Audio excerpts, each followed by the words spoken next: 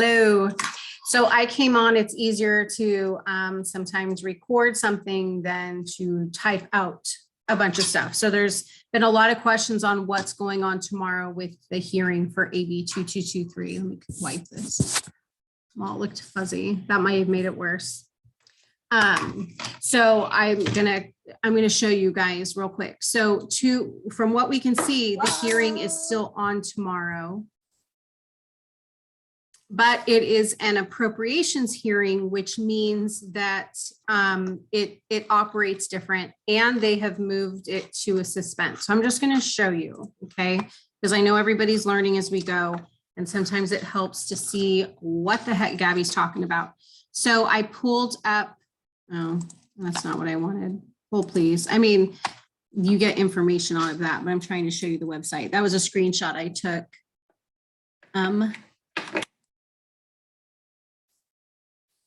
Okay, so we're in Zoom. So I am going to the daily file, okay, assembly daily file. And you can see the schedule. So for Tuesday, May 3rd, we are looking for, we're looking for Wednesday, May 4th. I have a little human sitting next to me. So the hearing is at 9 a.m. tomorrow, room 1100 on O Street. You click on show details, it shows you the agenda. This was introduced by Wix. They have it alphabetical. Okay, so here it is. It is still on the schedule for tomorrow. And checking their special notes, maybe, I see. It says any member of the public is encouraged to wear whatever. Public may also participate in this hearing by telephone. So you can attend in person or by phone. And it is still on the schedule. If you click on the bill, if you click on the bill and go to history, it'll tell you there's been no updates. It just says re-referred to Committee on Appropriations. So they haven't moved it from the schedule. So what I did was, what did I do? I checked the assembly. How did I get there? I'm live now, so now I have to think about it. Oh, I'm sorry. So go back to appropriations for Wednesday and click on the actual committee. Okay, so first thing is they don't have the phone number listed yet. It would be here. So tomorrow morning, people that are not going in person are going to have to check here or the daily file for the phone number. But what I did was I checked the suspense calendar because somebody had mentioned they didn't think it was going to be voted on tomorrow, which flagged me that maybe it's going to be on the suspense calendar. I'll explain what that heck that means. So here it is, suspense calendar, May 4th. And it is on here. They are in chronological order. 2223 Wix. So it's on the suspense calendar. So what that means is if you go to the rules for the assembly, which you can get to, if I go back, yeah, baby, you can get to legislative rules. Here you can click there, but I've already found it. What does it mean to be on a suspense file? Per section 58.2 of the Assembly Rules, the Committee on Appropriations, that's who's hearing this bill tomorrow, may maintain a suspense file to which bills may be referred by vote of a majority of the members of the committee present and voting, pending further consideration by the committee. Child, please stop.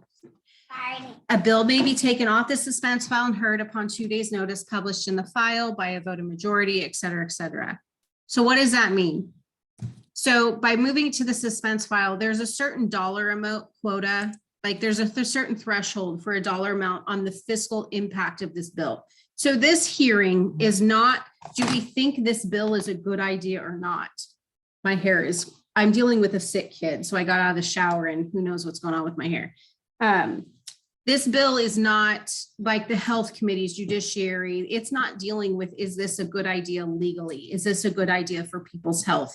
This is, what is the fiscal impact to the state of California? What is the offset? Is it going to cost California money? Is that something that's part of our budget? those kinds of things. So they're just weighing out, is this going to cost a lot of money or not? So when they put it on a suspense file, it means it's below a certain, or it's, I'm sorry, I think it's above $50,000, but it's a low, there's a high end cap that it's below.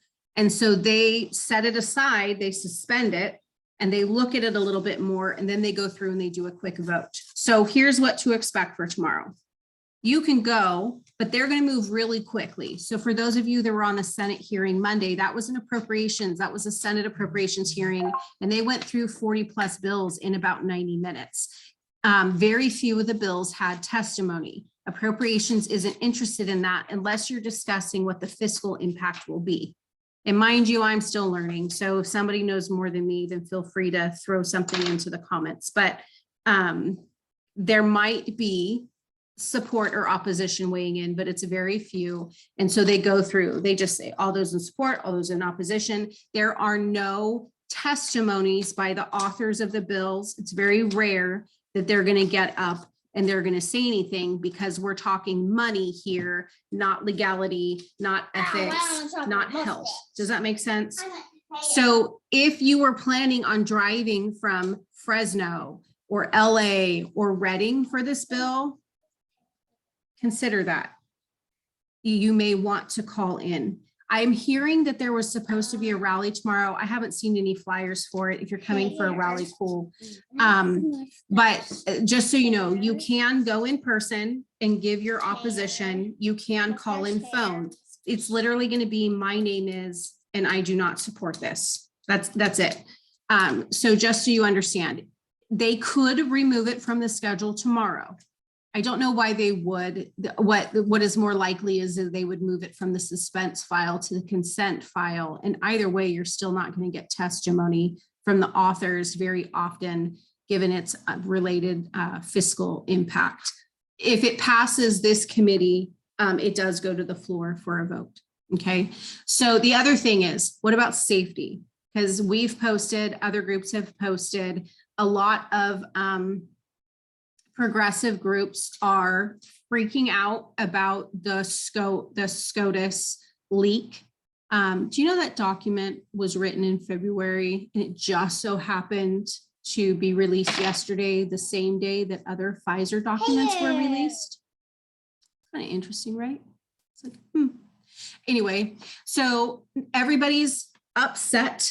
They don't understand what the SCOTUS information even says, and I don't blame them. It's 90 pages. I haven't read the whole thing either. I've just skimmed it. They're thinking it means that there will not be any right to an abortion in the United States. What it's saying is there won't be a federal right, that it'll be up to the states, which is what the rules were before. And it's weighing out the constitutionality of jurisdiction, federal, state, et cetera. But nobody teaches the Constitution, so nobody understands that. Heck, I'm still learning it. There's no judgment there either. But there are a lot of people, there's Sacramento, Oakland, San Francisco, LA, Portland, that we know of, that there have been calls to actions for people to protest outside federal buildings and courthouses in protest of what SCOTUS was thinking about doing. SCOTUS hasn't even, it's not even finalized. And to my understanding, they're still missing a vote. So it's not even an official ruling. It's a ruling that they're working on and they've been talking about and fleshing out. It's not even official, but people are protesting. And there was some protest last night in Oakland. From my understanding, it didn't get too crazy. The calls to action for tonight, though, all of the flyers have said something along the lines of, basically, there's no rules to the protesting. They're not calling for peaceful protests. They're saying anything goes. So who knows where that will go. So the other thing that we were looking into was checking with Capital CHB to see if there was going to be a possible safety issue for tomorrow. They can't tell the future, but from what the intel that they're seeing, and they're not super worried about it. They have already had, for those of you that have been there, they've already had heightened rotations. They've got more officers on duty than normal because of the construction at the Capitol building and the fact that the hearings are being conducted for the most part on O Street. So there's that that tunnel, we call it the tunnel, the pathway coming out of the Capitol down 11th Street going to O Street where the legislatures are walking. You have seen a heavy CHP presence and SAC PD presence because there's jurisdiction there, right? Capitol CHP operates within the bounds of the buildings and on the lawn, and then SAC PD is the streets and the sidewalks. So there's a jurisdictional thing, but so there's already going to be a heavy presence. But as of 5:26 p.m. on Tuesday, they're not super concerned about it. They're not. So I don't know. And none of you are going to protest. You're going to participate in the hearings. So in terms of safety at this moment, there is not a concern. A lot will, I mean, we'll know more right after tonight. After 5 p.m., people are starting to gather for whatever their protests are. And we'll know by morning how that went, how crazy that got, if at all. It may not get crazy. They may shout on their bullhorns and block traffic and say some things, and it may not escalate. So regardless of what one thinks about abortion, those of us that have actually read AB2223 understand that it crosses over into perinatal, and per California Penal Code, that's after birth. And so that's why you see so many pro-choice people that have honed in on this bill. So people are going to do what they're going to do. But if that was something that was making you consider maybe not going tomorrow, for what it's worth, CHP is not worried about it in this moment. So it's going to have to be a gut call on yourself tomorrow. Now, if you're concerned about parking near the Capitol, just in case, at 10th and L, there is parking on the opposite side of O Street. I parked on Q last time I was there between 10th and L. So I went up 10th, and there is a parking garage. I was trying to find it on the map. There is a parking garage on 10th, and it's either around Q after Fox and Goose, or it's right after the park on the left. It's on the left-hand side of 10th Street as you're driving up to O Street. There's a parking garage there that I believe is open to public parking. But if not, there are a couple public parking lots on Q and P.